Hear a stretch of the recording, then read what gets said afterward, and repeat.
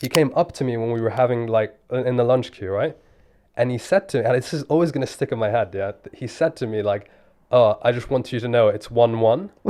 And I was like, "You're tapped. You know what I mean? This is mad. Like, I don't care about like how you're doing in these exams, bro. Let's just be friends. Do you know what I mean?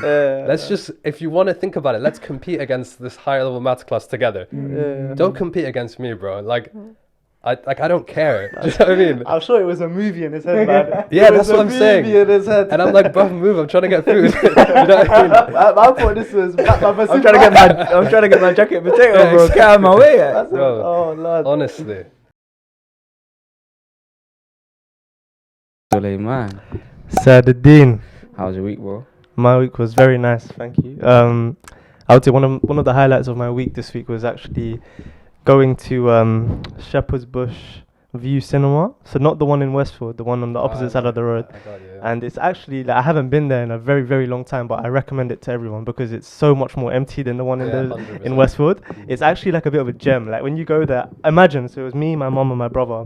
We went to go watch a film called Candyman. I don't know if any of you have heard of it, but it's a really interesting film. I'll get to that in a second, but the cinema, we had the whole cinema to ourselves. Imagine just us three around 5:30 p.m. So quite like a popular time. I would have thought, but the entire cinema was to ourselves. So it was a real gem of a evening. And then in terms of the film, it was quite an interesting plot. Don't want to ruin too much, but imagine so there's the projects right in Chicago that are haunted because they're haunted by like a boogeyman figure who's known as the Candyman, who essentially, based on my interpretation of the plot, like represents, I guess, is like a bit of a metaphor of like many of the African American men in that neighborhood who have been kind of victims of police brutality and other forms of like discrimination and violence.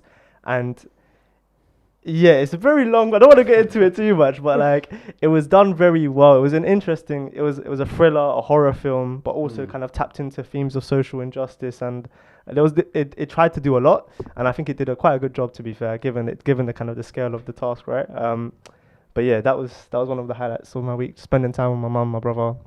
That's the original shopping centre in Shepherd's Bush. Yeah. Trust me. Before Westfield came. But yeah, how was your week, Saduddin? Working with Team Upside on their latest endeavour. We're going to some of the schools in West London and talking to some of the students as they start their first year. So this morning we had a small get-together meeting in Pret in Ealing Broadway with the G's upstairs. Yeah, if you haven't been to Pret upstairs, Ealing Broadway, very spacious, much more spacious than most Prets. And just discussing what we're going to do when we go to the school and what is like the best practice to do when we get there. And you and I were talking about this, Hashi, before, that this idea of like when you have to speak to people in sixth form and you've gone through sixth form and graduated university, you have to kind of almost remember what you may have been like when you were in that space. And it was interesting, the types of things that we were discussing. Like, we don't want to pander too much to an audience, like talk about all the latest music, like, oh yeah, I'm down with the kids kind of thing. But you also want to be able to speak to them in their context. But I think, and also be true to yourself, right? You don't want to kind of do yourself a disservice. And so it was interesting, like a lot of the themes that came up in that conversation, and a lot of everyone's suggestions and what we should do. So I'm looking forward to it. We're going to one of the schools on Tuesday, and I feel like all the schools one of us have been to in the group. So it's interesting to kind of go back to old people's stomping grounds and see what life is like. Because we've said this before, but a lot of these schools are representations or reflections of what the area is like. Yeah. Mm-hmm. So sometimes you go into the school and it's like a microcosm of the area that they're in. So it's interesting to see that as well. So yeah, exciting times. Yeah, and I remember you saying they're like a raw representation of society. They can be, do you know what I mean? Like, they can be places that are not the most comfortable at times, especially you kind of have to have thick skin when you go into certain spaces, right?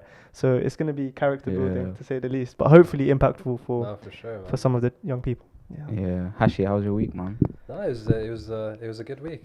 Alhamdulillah, like it was my last week at an old job, and I started a new job today. Nice. So it was a very weird, kind of surreal, leaving a new place and saying goodbye to people that have meant a lot to you, and then starting a new place that's exciting. And It was weird, man. So there's this culture of sending out this leaving email that you do that everyone does when they leave the firm, and so I sent that out, and the people that end up responding to it, you wouldn't connect those dots, right? Because I would have thought, right, over the last 2 weeks, because I knew I was leaving, right, I met up with people that meant a lot to me, and we had conversations. I said goodbye properly, but then a random person that maybe you worked with for a week or that you once had a coffee with will end up sending like a reasonably deep message, or even sometimes people that you may never have like properly interacted like that. It would have been like once or twice, end up remembering you and sending you something, and it's like, it's weirdly sort of heartwarming. And it's but then you also realize, so because you send an email to everyone, a lot of the people are on holiday, so you get out of office emails. That's peak. You have to get through all of them and delete them to try and get the real ones.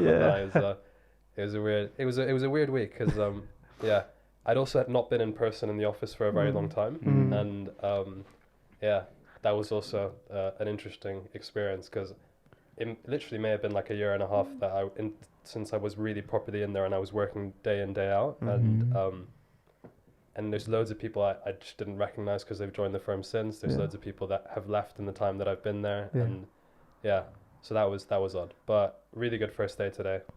Really sort of good bunch of people that I've met, and excited for what's about to come. Nice. Let's talk about that idea of leaving a place. And first of all, for at least even for myself and Suleiman, what was it like cultivating those friendships? You said you had coffee with people that meant a lot for you. What was it like sort of leaving uni, going into the workspace and making those connections? It's a good question because you know that the experience that you get when you leave school and you're about to go to uni, right? You can be a lot more intentional about the people that you spend time with. And whereas it's at school to a certain extent you can, but especially as you get older and you go into sixth form, right? But generally you have the people in your year, you're probably going to chill with them. And then when you're at uni, you've got a wider group of people, but again, similar ages. So maybe someone who's a couple of years older max and someone who's a bit younger. But when you're at work, it's weird because you've just got loads of people that are different stages of life going about their life, and you come together for this one thing. And it's weird the connections that you end up having with people, right? So there's this one guy who's sort of, I think he's got 2 kids in his late 30s, and so he's a big Arsenal fan, so we talk about football all the time. And I remember we the last conversation I had with him was we had a coffee and we just spoke about how Arsenal hadn't won a game. and so it's funny because I went to the Brentford Arsenal game because I live nearby, and I was just telling him it was peak. Gary Neville was doing an Instagram live on the side. It was mad. Trauma bonding. Exactly, trauma bonding. Love that. So then there's that. Then there's people that like maybe really would have helped you out in a moment where you were vulnerable, or vice versa, people that you would have helped out.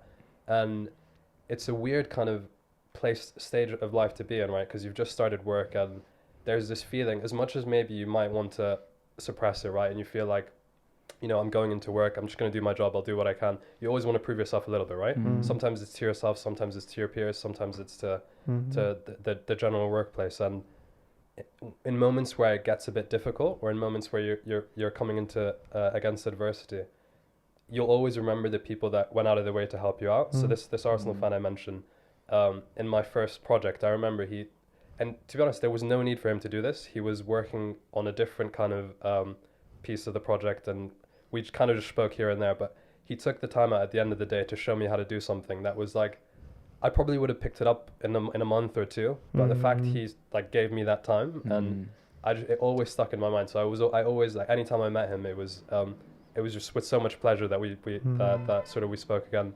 So it was it's an odd kind of, to go back to your question, it's an odd kind of feeling of building relationships, because on the one hand you can be quite intentional about it, because there's a certain amount of agency that you have with the work that you do, or there's not really pressure to hang out with people like that because you're doing your job, right? The people that you do choose to spend time with, you can connect on quite a lot deeper level than you would have thought. It's interesting. I found it quite interesting because, especially at some of like the kind of the workplaces that we plan to enter or have entered, they can feel like very big institutions, or very quite overwhelming spaces where they can feel a lot bigger than you. Like especially university. The university we all went to, it's a massive place. It's very well known. Like, we can feel like we're very insignificant in such a well known space, right? And we often go into those spaces thinking about how they can change us, right? But then these types of examples make you think about how you're changing the space and you're changing things for people in that space, right? Mhm. How you're leaving a mark in a very unique way. So that's kind of what it made me think of. Even though you've only been there for 2 years, Yeah. like, I mean, there are people there that are going to do things based on your example and like your kind of conversations with them. So you're kind of still there in a way. That's kind of what came to mind for me. But that point you just mentioned around these places sometimes feeling intimidating, right? And uni is a perfect example, as you pointed out. It's an interesting mindset, and I remember someone talking. I forgot where I heard this, but it was in the context of football teams and football clubs, right? Where the idea that I remember what it was, the whole Super League thing, where people were like, they're ruining the football clubs. The fans got really annoyed. It was the whole thing that the club is the club, and in this case, the uni is the uni, the workplace is the workplace. But at any given moment in time, you're the kind of the custodian of that workplace, and instead of just sort of thinking about, am I worthy of being part of this club, or am I worthy of being part of this workplace, right? You realize that at that moment in time, that workplace is you, and is the people that are around you. So true. And the beauty of it is that it would survive if you weren't there, but so the idea is that you can almost thinking about it, you're only here for a short time, just enjoy it. Do you know what I mean? Don't think about it too much, and try leave it in a better place than it was when you came.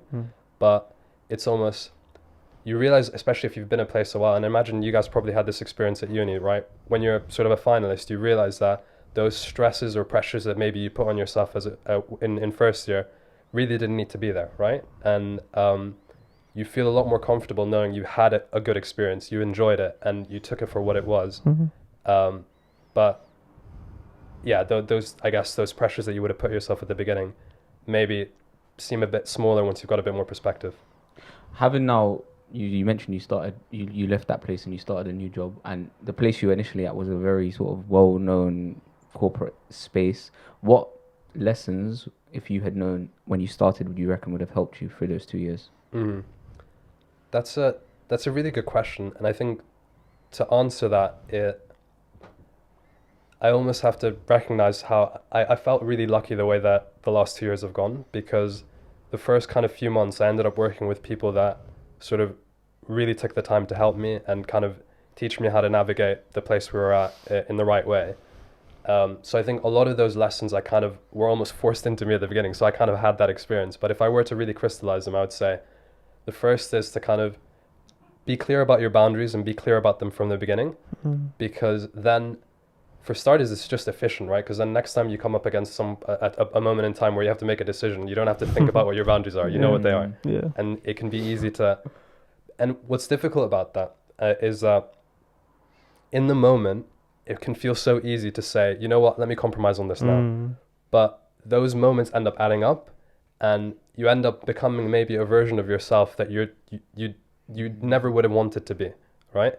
And maybe the difference isn't that big. Maybe it's not that peak and you can live with it, right?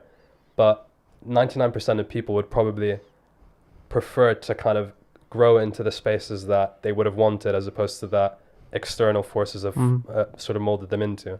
And so yeah, I think having those boundaries and making sure that you realize it's a long game, and those decisions are going to add up, and it's going to create a version of you in the future. It almost gives you a lot more... Your lived experience becomes more enjoyable if you had a lot more kind of autonomy on that at the beginning. And I think the next bit is kind of just take it easy. You know what I mean? Like, you don't have to smash it from the beginning. You don't have to, like, I'll put it like, for example, if you're a young footballer who's like 17, 18, not everyone's going to be like Michael Owen scoring at like in the 98 World Cup, a bad boy goal straight away. Right? You can have a good career. You can enjoy it. Just focus on enjoying it, right? And getting better day by day, rather than necessarily worrying too much about the outcome, right? Because at the end of the day, right, you won't remember a piece of work that you did really well. Or at uni, for example, you don't really remember, like, it's your grade is not in a certain exam, you're not good, but you'll remember how you felt. You'll remember how you made people feel. You remember how that one time that sort of you hung out with two of your friends and it felt like such a meaningless day, but ended up being amazing. Do you know what I mean? And I think that translates to most spheres that you go into, right? Generally, as human beings, we want to do well, but ultimately what we really want is to enjoy ourselves. And the thing is, we trick ourselves to believe that to enjoy ourselves we have to have done well. And most of the time they do come kind of hand in hand. Tell you what, it becomes a lot easier to achieve your potential, right? If you focus on enjoying the experience and taking it for what it is. So in addition to having a clearer understanding of your own boundaries and also appreciating that it's important to enjoy the kind of the journey, what's different about the Hashi that's sitting right here compared to the Hashi that first entered that workspace 2 years ago? Like, how have you changed in the last 2 years? Well, I had hair when I started. Let's not dig into that one. No. What's different? I think there's more, taking those 2 points that I mentioned, there's more confidence in the first, right? I feel a lot more comfortable about knowing what sort of defines me as a person and what I'm willing to compromise on and what I'm not. And it's almost like I've been there, I've done that. And I think we were speaking about it just before, sort of around it's character defining, and you feel like I went through that, so I know I can go through it. Yeah.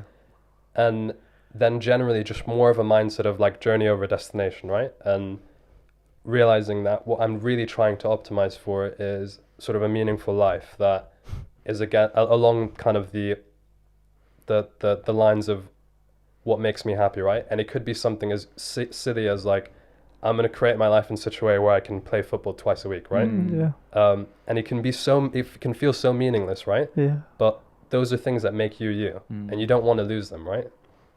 And then there's, on the flip side, there's things that maybe you should probably lose, right? And it's just kind of being in a position where I guess your commitment to yourself comes before to your commitment to what you're doing in that moment in time, and trying to find a way for that to be that balance, to strike that balance. And to be honest, like I'd say I'm closer to that, but I'm by no means there, right? I can't say I've completed like balancing work and life after 2 years, but I feel like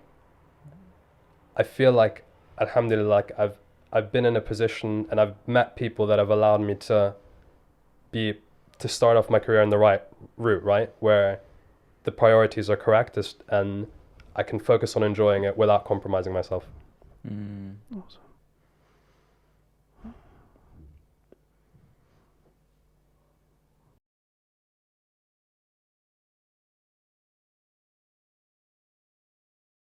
Earliest memory. So I was actually born in Italy. So I'm originally from Somalia, but my family was in Italy when I was born, and I think my earliest memories are just sort of living, just in Italy, as Italian was my first language. I was just my family were there, just chilling, as a kind of 3, 4, 5-year-old, just figuring out life, so to speak. I think the earliest one I can think of, and this is a bit embarrassing actually. It was my first day of like reception, or maybe the thing like nursery, maybe it's and I remember it was just I went into this classroom and there was a whole bunch of kids, and generally like when I was younger I mostly hung out with my brother and sisters, and so I don't remember what I think I knocked over a bunch of pens or whatever. It was like somewhere in the middle of the day, and everyone was looking at me. I just got shook and I went under the table. And yeah, it's mad because I still remember being under that table. Like I can picture it, but I don't remember what happened before or after. So I don't know what like the outcome what was after that, because it was so long ago, innit? But I might have to ask my mum if she knows, because I just remember a bit like the pen pot going over and me getting shook, and I remember seeing people's feet. Do you know what I mean? That's crazy. Yeah. Is Italy a large part of your identity, do you feel like? It definitely was. I think now I wouldn't say it's part of my I would and I wouldn't, right? So I think I wouldn't identify as being Italian, and I think Italian people, I feel like obviously relate to them because maybe similar, but I was there so long ago. Do you know what I mean? Now it's more like the way I support AC Milan because I lived in Milan and I speak Italian, but like other than that, it's not like, if someone asks me like where are you from, right? My Italy is like 4th or 5th in my head of like what the answer is going to be. Do you know what I mean? And part of it is sort of the it being so long ago, but then at the same time, like I've never actually been to Somalia, right? But I feel like that's a huge part of my identity, and that's if someone asked me where you're from, I'd say that's where I'm from. So it can't just be the fact it was a long time ago. I think there's obviously the obvious like sort of integrating in Italy is a bit more difficult than integrating in the UK. Really? As sort of being Somali, being Muslim. Really? Just because purely numbers wise, there's just way fewer people, yeah. right? So things like getting halal food is a bit more difficult. Because not here, you just go down the road, there's like 3 halal butchers, and there's mosques everywhere. Yeah. Whereas in Italy, you have to make much more of an effort. And yeah, so I think it's more, it's just a bit more challenging. That being said, sort of, I still like Italy as a place. Up until like maybe, I'd say Euro 2012, I would support Italy in international competitions. And since then, it's like, it's... So the recent Euro final must have been a tough one. Must have been a tough one. Do you know it was? Do you know, up in, like, Italy got smacked in Euro 2012, innit? Yeah. The first time I don't support them, they end up beating England. I want to ask you, what do you think you'd be like if you grew up in, let's say, Sudan? Based on the time that you've been there a few times and stuff, right? The question I was thinking about is how different would I be, or would I be very different? I think I would be probably quite fundamentally different, to be honest with you. Really? That's interesting.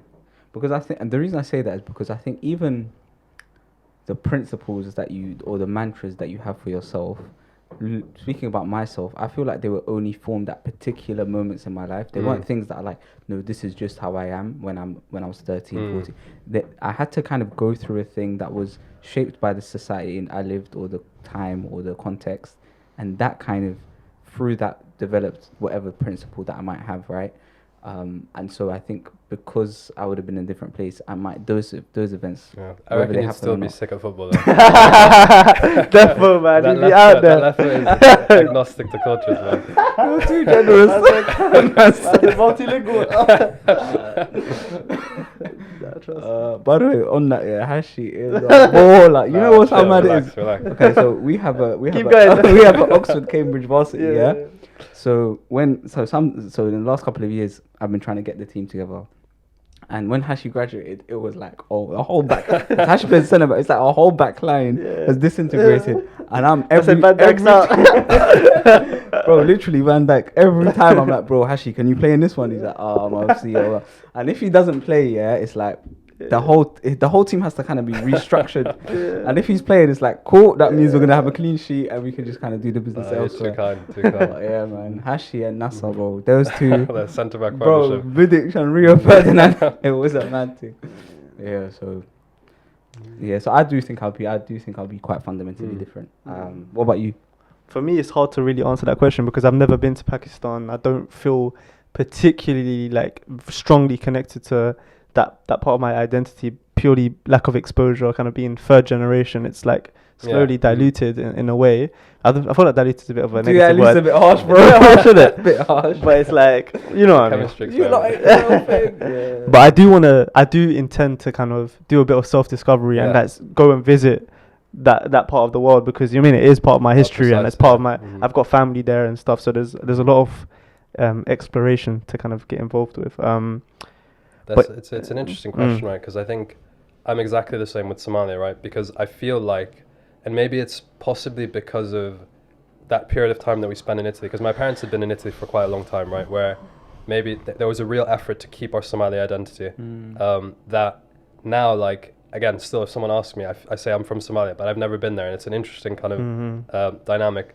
And again, it's something I definitely do want to go, right? But I've had conversations with my dad about this, right? Where it's, if I go to Somalia, chances are I won't feel at home because I've grown up in the UK, right? 100%. And then it's more this. I wouldn't call it an illusion, right? Because I feel my whole life's an illusion now. It's like this feeling of me being in the UK and never really being comfortable saying that I'm from English. I'm English, or I'm from Britain. I'm comfortable saying I'm from London, innit? But this feeling of me not being comfortable attaching myself to that nationality. I'd probably have probably not to the same extent, but I'd have that in Somalia, right? My Somali is probably not as good as it would have been if I'd grown up in that place. It's a funny story. Like I didn't learn how to say a swear word till I was like 17 because I just spoke with my parents. They're not teaching us. I don't say swear words. I'm sorry. So that's, and it's funny because to what extent is that intrinsic to you, or is it to like is there something as like an attachment to an? Because I'm telling you, right? I watched Somalia play against Zimbabwe in the World Cup qualifiers. When I tell you, my heart was just broken when we lost in a way that it's never been for any other country. Wow. Sometimes I think surely there's something there. Do you know what I mean? It must be, but I don't know. Yeah.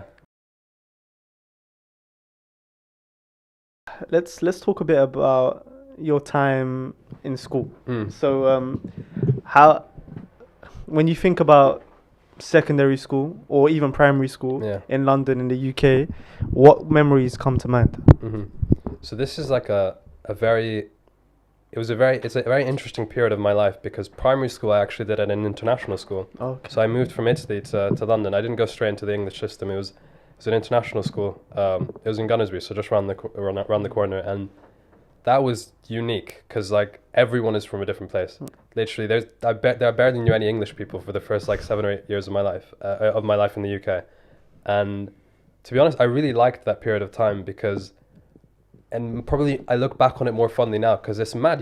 I could say my best friend in year 3 was Japanese, and in year 4 was an Italian dude. Year 5 there was this dude from Cameroon that we're tight, and I see him on Instagram now doing his thing. I'm like, man, like Eldrick, and that was like, it was just, I felt very, very much like part of something bigger than just a country or a city. I felt like part of the world. Do you know what I mean? Because in a very a microscopic version of that, that's literally the environment that we had there. But I'm actually the only one of my siblings that once we moved to London, I did a bit of schooling outside of that international school. They all left school there. So in year 10, I went to an independent school that was not great sort of academically, but it was just night and day from anything that I'd seen before in terms of the people around me, right? Like no Somalis, no, there were very few black people in the school. And those 2 years were, and again, it's weird, at the time, I just got on with it because that's just the way my family is, you just get on with it, do you know what I mean? But looking back on it, like, I don't remember like being tight with anyone, do you know what I mean? I don't remember feeling ever really comfortable in that space. It's weird because I had friends, do you know what I mean? And it's a weird thing because being alright at sports, right, gives you such cachet when you change schools or you go some. So like I felt alright, like I never felt like there weren't spaces I could exist in, but at no point being really frank, like there's no one from those 2 years that I still talk to regularly now.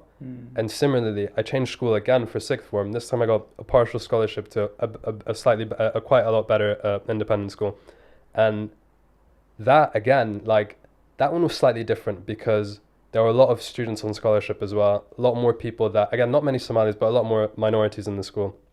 I felt a bit more comfortable in that environment just because, it's just fewer kind of weird interactions or conversations with people that I'm happy to share if you guys but I'm just trying to think, like there was, in those 2 years, so that first school that I went to, there were so many times where I'm just like, did you really just say that? Like, where I'm just like, you've, like, this sticks in my head. I don't want to say his name because I don't want to bait him out, but this one guy was talking about, he was talking about some 50 Cent lyric, right? And I think he said, I forgot what it was, but he was like, he was debating with someone how is it supposed to be pronounced or whatever.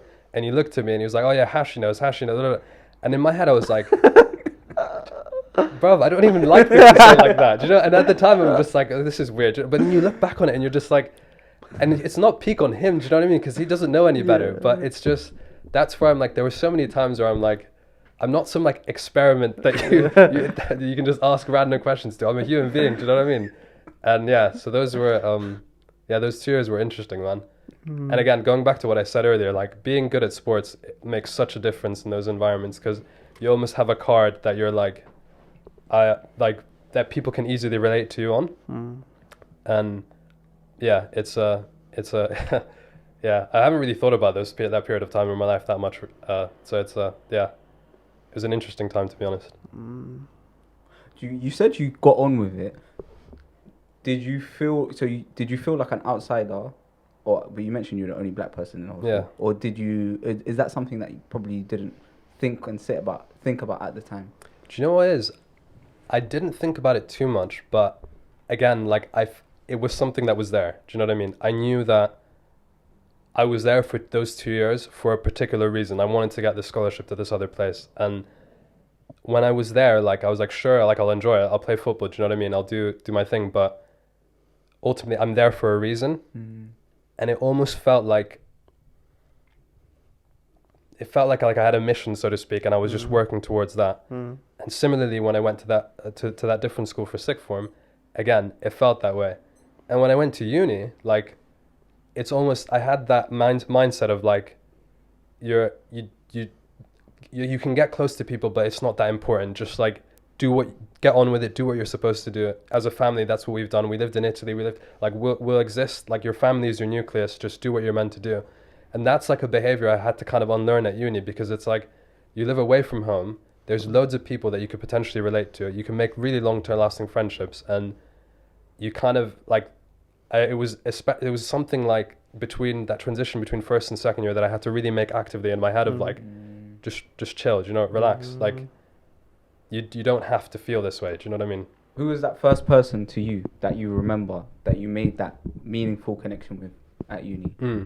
So there's these 2 or 3 guys that in my college in first year that we ended up playing. I remember we played squash together every week on a particular day, and I remember kind of like, there was, I don't know what it was, there was a moment where I was like, yeah, I haven't had this kind of friendship since I was in the international school, right? Where everyone was different and we're all just connected together in that space. And it's hard to put my finger on what it is, right? But it's things like, I don't know, you've made a connection with someone that you'll connect with for, like, I spoke to those guys yesterday, do you know what I mean? And they're in different places. One of them works in Switzerland, one of them's in America, the other one lives somewhere in the middle of nowhere in the UK. I always escapes my... I think it's called Birmingham. Do you know, it's actually close to Birmingham. He supports Aston Villa. Like, that's... Forgive me. Forgive me, my Birmingham listeners, I've got a lot of love for you, man. Yeah. I wanted to kind of delve a bit deeper into your relationship with your parents, or like your relationship with your family unit, given like you've kind of mentioned that it's extremely important for you. It's like the nucleus, right? And you mentioned how you knew going into secondary school that you needed to do well so you could get the scholarship, so that you can kind of like achieve your mission or like your purpose. Talk a bit more about how you constructed that mission. Like, where did that mission come from, and like what role did your family have in kind of helping you understand your purpose at that particular stage of your life? Yeah. No, that's a really good question. I think for starters, just generally what my parents have meant to me my whole life is they're literally everything to me. And especially kind of growing up, right, when you move from country to country, place to place, right, there's one thing that's going to stay constant. It's going to be your family, if you're lucky enough for your family to still be with you. And I mean, when you're a kid, right, like, I looked at my dad was like, he could solve anything. Do you know what I mean? My mum is like the nicest person in the world, and she's really strict. So if I don't do my homework, she's going to be on me. But I just felt so like safe, and that feeling of safety, you don't understate it when stuff is always in flux, like when you move from country to country or place to place, right? And but then going back to sort of that purpose, so to speak, of those 2 years that I had when I was doing my GCSEs, it was an interesting period because my dad had moved away for work. And obviously he came back and stuff, but it was quite far away, so it wasn't like he could come back every week, right? And there, right, like, when I think about generally 14, like, if you thought about it dispassionately, right, it wasn't me in that situation. A 14-year-old boy, his dad's not there all the time. Obviously they speak on the phone. He comes as regularly as he can. You'd think maybe there's standards are going to slip, right? You're not. But if anything, they got ratcheted up, because my dad and I had that relationship where I never wanted to let him down. And similarly with my mom, who was there day to day. And when I think about that time period, so sometimes my dad and I have that conversation, and he's like, I was worried that I was I had to move away for a bit, because it wasn't necessarily thinking you'll go off the rails, right? Because my dad knows me. He sort of my parents raised me, but it was more things like if I have to go to play football late for training or whatever, he's not taking me. I have to figure it out with public transport or whatever. It's things like where I have to get up early to get to school because it's quite far away, and then I have to come back and let's say we're playing football. I always talk about football. I need to change topics to be honest.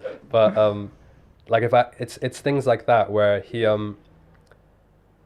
almost he says he sometimes feels that maybe guilty is the wrong word, but he would have felt worried about it. But I always, on the flip side, go back to it's if I did anything in those 2 years, or if I've done anything since then, it's not as a result of me. Well, I would say it is a result, but it's a result of the things that my parents put in place for me, and the effort that they put in, and the love that they showed to me and my siblings as well. And big shout outs to my siblings as well, because I'm the youngest of four, and my brother especially, like he's 5 years older than me. He's a very, like, I love that guy a lot.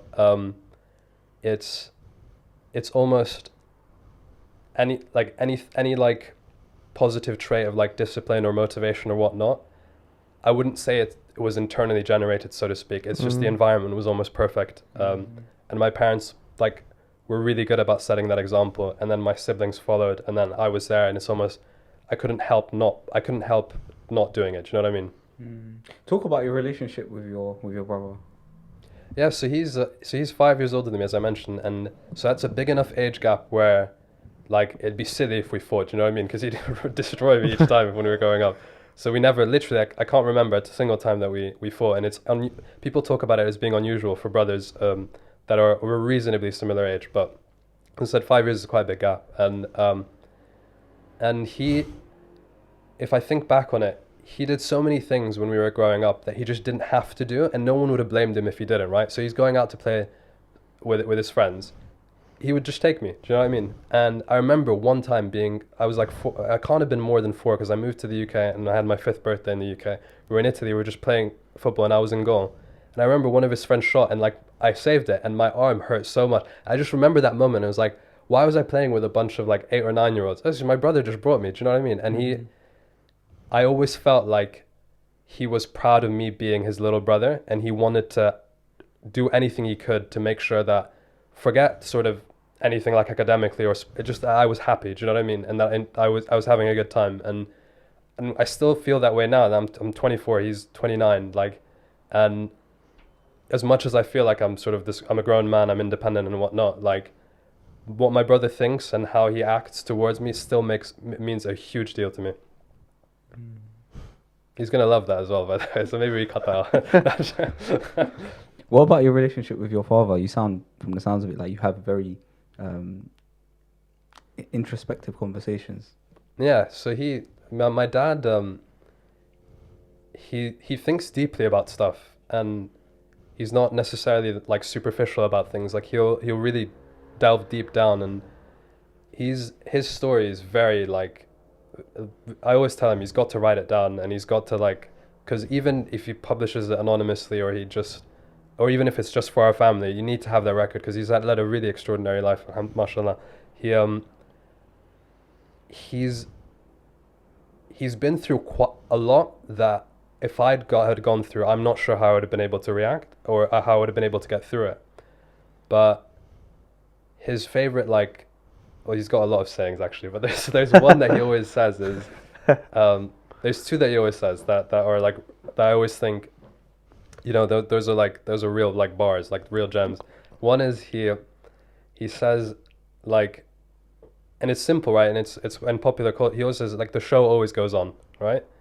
And whatever happens to you, whether it be a relative passing away, whether it be sort of you not maybe achieving something that you really set your heart to, right?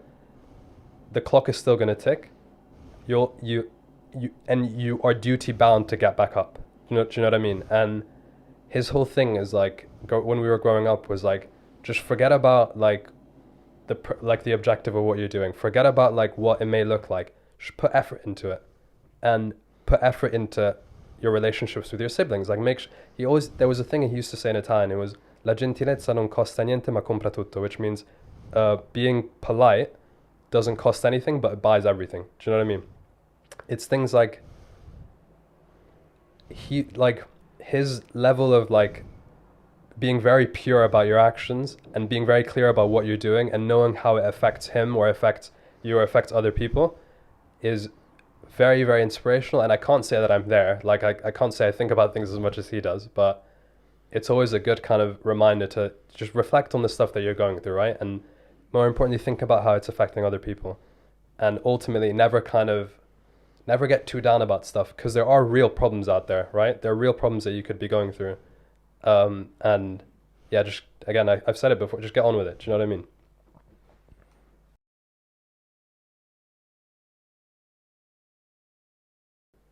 I came across something recently, I forgot where, but it was the difference between trying to be someone or trying to do something. And I think it was a book, and the author was kind of arguing that if you're focused too much on trying to be a certain thing, you're gonna get lost in the act of trying to be that, and more importantly, that thing can be taken away from you. Because let's say you read the room wrong, for example, all of a sudden you're not that thing that you wanted to be, and now it's peak because you put all this effort in doing that. That's true. Yeah. But then if you focus on just doing what you're supposed to do, doing your job, and by job I mean sort of metaphorically the message that you mentioned, for example, right? Yeah. Like the thing that you're trying to get out of it, all of a sudden how other people perceive you stops being sort of, it's important, but it stops being kind of your motivation. Your motivation is to kind of do the thing rather than be someone to that person.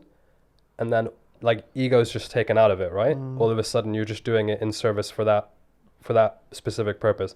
And I don't know, I remember it just, what your question just sparked that thing, because it's so simple simple is the wrong word actually. It's just very easy to, when you're trying to achieve something, whether it be like when you get to uni or when you start work, that I want to be that person, right? I want to be the person that everyone thinks is like really smart, or the person that everyone thinks is really friendly, or the person that everyone thinks works really, really hard. But then how about if you just like do your responsibilities and do the things that you think like are important, and you do the thing and you just do the work, so to speak, chances are that reputation that you want is going to fall out. But even if it doesn't matter, because you did the thing, right? And then you realize, like, is that first one maybe a bit ego driven? And then to what extent does ego have a place in your day-to-day? And I go back and forth on it, right? Because if you're playing a sport, for example, and it's a very competitive thing, ego can be helpful, right? Because you're thinking like, there's no way I'm going to lose that tackle, for example, or there's no way this guy's going to dribble past me. What? Like, but then that mindset is not helpful with your family, right? Or with friendships, or if you go into work, because everyone's got their own ego, and you're not in competition, right? And that's a really like that concept of competition is one that I've always found really interesting, because competition can be a great thing, but it can be a horrible thing as well. And it's like figuring out who you're in competition with or what you're in competition with is really important, because in a sport, it's really easy for you to know you're on competition with the other person. Then when the game ends, you shake hands and you say, and you're friends after. But in another environment, like let's say academically, right? You can be in competition with other people, but is that really going to be how you're going to get the most academically out of that experience? And what's the success factor here?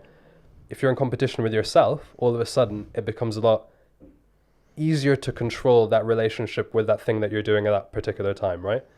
And I don't know, that concept has always been really interesting for me growing up, because there's moments where, like, I'll use an example from school, right? Where I saw this was done really badly. I changed school for sixth form, as I mentioned earlier, and I was in this maths class.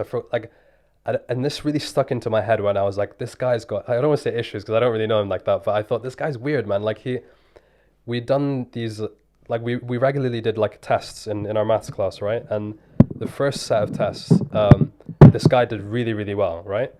And he, there was like rumors that maybe a few people got the answers to the exam or whatever, but I was just like, in my mind, it didn't even register, because I genuinely didn't care what other people were doing, right? I was there for a reason. I wanted to do well so I could go to a good uni, right? Then the next set of exams comes around. All of a sudden, I end up doing really, really well, right? And I did, like, I think I got the top grade, and certainly like one of the top two. And this guy, yeah, who by that point, like, it was pretty well known that he'd kind of cheated in this exam, but I don't think he knew other people knew, right? He came up to me when we were having, like, in the lunch queue, right? And he said to me, and this is always going to stick in my head, yeah. He said to me, like, oh, I just want you to know it's 1-1. And I was like, you're tapped. You know what I mean? This is mad. Like, I don't care about like how you're doing in these exams. Bro, let's just be friends. Do you know what I mean? Let's just, if you want to think about it, let's compete against this higher level maths class together. Don't compete against me, bro. Like, I don't care. Do you know what I mean? I'm sure it was a movie in his head, man. Yeah, that's what I'm saying. In his head. And I'm like, bro, move. I'm trying to get food. You know what I mean? I thought this was. I'm trying to get my jacket potato, bro. Get out of my way. Bro, oh Lord. Honestly, man, That's really interesting. because sometimes I think I'm a bad person as well. Because when he said that, I was like, I say nothing. Okay, let's do it. Let's You don't know who you're messing with, buddy. That's really interesting. I don't know how we got there, yeah, but we were talking about competition and then how people perceive. Yeah. Mm-hmm.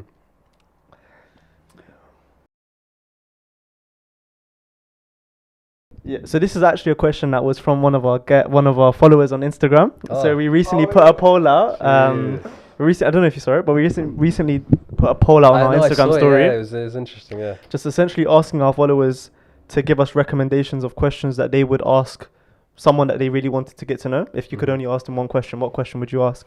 And I don't remember who exactly recommended this, but it was such an amazing question that really stuck with me. And it's, at this stage of your life, what one thing do you think you can offer to the world?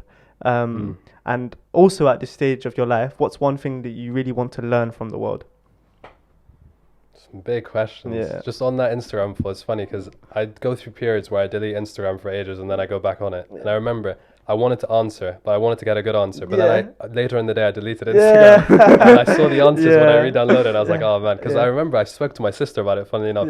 She gave me a really good one. She was like, what was the last conversation you had with your parents about, right? And it's good because you can really unpack a lot about someone from that. But going back to your questions, I think I'll answer them in reverse order. So I'll go yours first, and then because I think those feed into the bigger one. What I feel like I want to learn from the world, I think it's a hard one to narrow down because I feel like there's so much you can learn, right? Whether it's from just like a purely intellectual curiosity thing. I find my brain going in weird places. So like today, I don't know why. I think there was a BBC article about potentially this guy who was talking about how he had lunch with Kim Il-sung, the first leader of North Korea, right?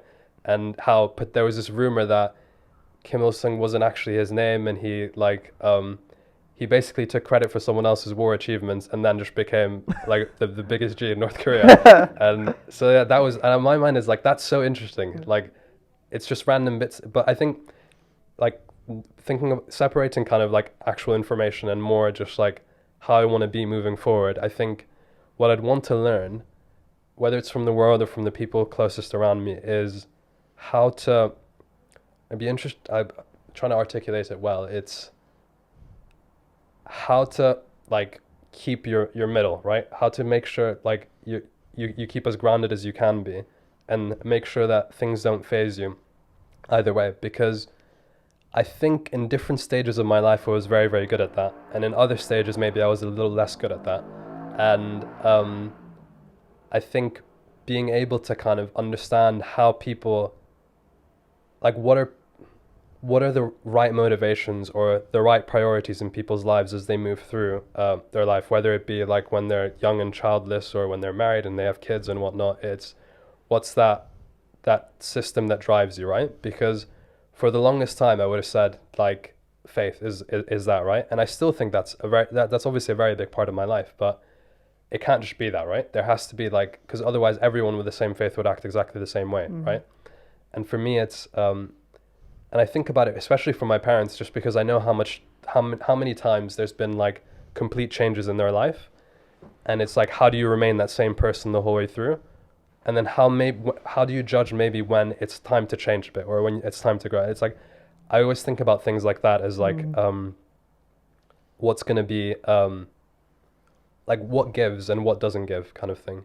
Then in terms of what I feel like I can offer to the world, it's a tricky one because I still feel very young in my life and young in what I'm trying to do. And I think the best thing I think I can offer is just my energy, right? And my commitment to do something. And whether it's my commitment to my friendships or my commitment to my job or my commitment to my community or my commitment to my football team, I always go back to that. It's so far that's the only thing that I feel like I have an unlimited, like unlimited is the wrong word, but like I have on tap and I can really just give to people. I like the slightly, I guess, more ego-driven answer is I like to think I'm pretty intelligent. I like to think that I can kind of that my intellect would be something I could give to people. But on the flip side, like I just think I'm so substitutable. Like there are so many other people in my exact same position where I just think, like, I don't know, I don't really want to think about it in those ways, because it almost goes back to that ego conversation we had earlier around whether you're being something or you're doing it. I feel like if I just focus on putting my energy into things, whatever else I can offer to the world will probably come out of it anyway, right? But that's the only thing I can really hang my hat on. And then feeding that into your question, Saladin, around what do I want the future to be? It's tricky because there's some things that I know I absolutely want. I want to get married, I want to have children, and I want a family. I don't know when I want that. But then there's everything else for me is almost up for grabs, right? Because I think back to moving around in different countries when I was younger was one of the best things for me. Like, and I really, really enjoyed it.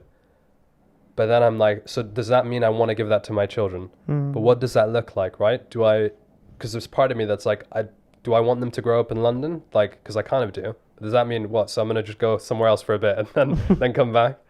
Then there's an element of reconnecting with my Somali identity of like, if someone were to tell me there's a version of you in the future who, I guess, takes, what they've learned or their life experiences in a different place, goes back to Somalia and not necessarily makes a difference, because I think it's an arrogant way of putting it, right? Because it's not like Hashi's coming back and saving it, because there's plenty of people in Somalia that are much more capable than I am and that are much more well aware of the context and able to make a difference. But it's more, if someone were to tell me there's a version of you in the future that goes back and is able to live a sustainable life and is sort of safe and sound and happy in that space, I could see myself wanting that, right? But on the flip side, if someone were to tell me like, your children are going to grow up in a similar way that you did in different places, and you are in a position where you know what the pitfalls are and what the pitfalls aren't, and maybe you're able to make them navigate it slightly easier than your parents maybe would have done for you. Not that they didn't, it's just a fact of life. Like, they probably would have been able to provide much an even better guidance if I grew up in Somalia, because that's what they knew. I'd also think that's pretty interesting, right? And the fact that there's so much variability in the answer makes me think that potentially there are some fixed things, like the family aspect. God willing, I'd hopefully still be sort of fit and healthy to enjoy sports and enjoy kind of my pastimes and whatnot. But then everything else, it'd be more like just responding to the stimuli that life gives me. Like if an opportunity comes up, not being afraid to grasp it, and I've mentioned before around how being intentional is really important. But then in this case, it almost feels like I'm trying to actively not be. And maybe the answer is being intentional in like your day to day, but letting life flow the way it's supposed to in a grander scale. Because going back to another thing my dad always says is like, everyone kind of has a role. Like, if life's a play, everyone has a part, right? Just play your part.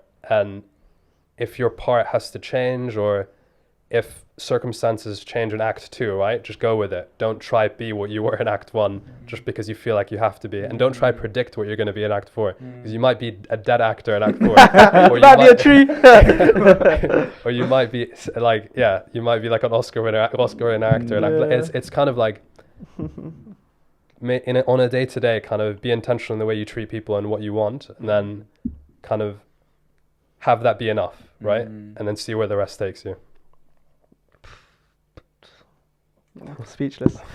Now, this conversation has been an absolute pleasure, man. Honestly, yeah.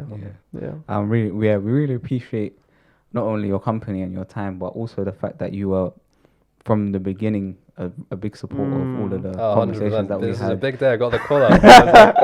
No, man. So yeah, Hashi's. I remember getting WhatsApps from Hashi being like, "Bro, I really enjoyed the episode." Like, and when we're putting this out, I don't know. Me and Suleiman are kind of like, we don't really know who's watching this and who's not. Fully. And I'm getting random WhatsApps from Hashi being like, "Yo, I really enjoyed this one and this one." So yeah, I really appreciate that, man, because we feel like you've been a part of the journey from when we had those cameras that we had, and we used to hang the lights on like luggage from my room, right up until now, and hopefully moving forward. But I think the beautiful thing of what you guys have created is that, so obviously we knew each other at uni, but we didn't know each other that well. Do you know what I mean? Like I played football with you a few times, but Salaman, like I remember one thing. It's funny. One thing I remember about you is that we were out for some. It was after Jumma. We were at Pepe's, and you introduced yourself to me, but in a way that I was like, okay, like as in like it really stood out, and I was like, and I remember I think you invited me somewhere after that, and I was like, you know, if I was a fresher and there was a fourth year, I think I may have been a fourth year. How like. I think I was a fresher, yeah. I definitely wouldn't have done that. Do you know what I mean? And I was like, I remember thinking about it, and that's actively something that I've learned and I've tried to keep in my mind of like we're, regardless of what it is, we're both at this Pepe's day, but we want chicken. Do you know? Exactly. The equalizer.